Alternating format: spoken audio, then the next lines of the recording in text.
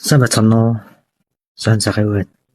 Тэгээ энэ удаагийнхаа reel-ээр болохоор Энцэгийн Болормагийн 9 гэд номын нэгэн сонирхолтой сэдв хүндсэн байдаг. Тэр номон дээр тэр нь болохоор алтан уургийн талаар хэлсэн байдаг. Тэгээд энэ талаар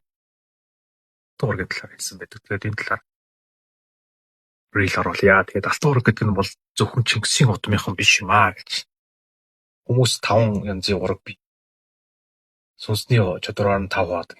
Эхнийх нь амьгүй уург. Хорвоод буруу зүйл хийсэн хүнд сануулга өгөх төсөөс авах, нэгтлийг төлөвлөх, үүлийн үрийг мэдүүлэх гэж амьгүй уург байдаг. Хоёр дахь нь игэл уург. Анх удаа хүн болж мэдлж сүнстэй үрсийг игэл уург. Тэр сүнс өмнө ургамал амьтан байж үтсэн бол анх удаа хүн болж төрж байгаа гэсэн.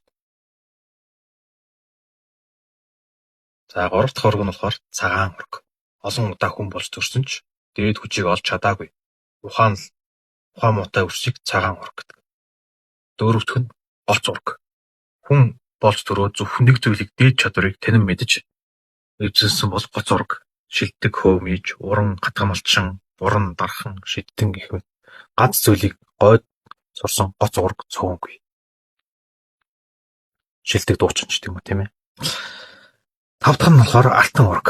Ухамсарын дэдийг танин мэдсэн үрсийг алтан уург. Хүчтэй сүнс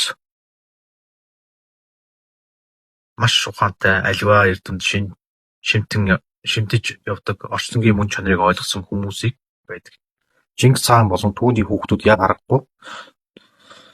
Түүний дүүнэр яг харахгүй алтан уург мөн. Исүхбаатар Өөлөн их сүчгэл хатны дундаас турсан хүүхдүүд бол алтан уургаас бүрдсэн алтан уург юм. Хэрвээ алтан уург игэл уургтай хяналтбал хүүхэд нь алтан уург тооцох ухаантай байлаач сүнс нь дээд хүчийг олж чадахгүй. Алтан уург цагаан уургийн дундаас төрсэн хүүхдийг игэл уург. Игэл уургийн чадaltaй байх болно. Тэгэхээр Чингис хааны үр сад игэл цагаан гоц уургийн аль нь бий. Ухаан муутай хүнийг Чингисийн удам гээд алтан уург тооцож болохгүй л гэсэн. Яг ийм зүйлийг хэлсэн байдаг. Тэгэхээр алтан уург гэдэг нь болохоор ерөөсөө сүнсний одоо яриагаар бол сүнсний дээд түвшинд хүрсэн сүнсний сэрэлтийг ойлгож сэрж ухаарсан ухамсарлын дээд түвшинд хүрсэн буюу нэгсэндээ дээд биетийг хайрцаж чаддаг хүмүүсийг алтан уург гэж нэрлэдэг байна.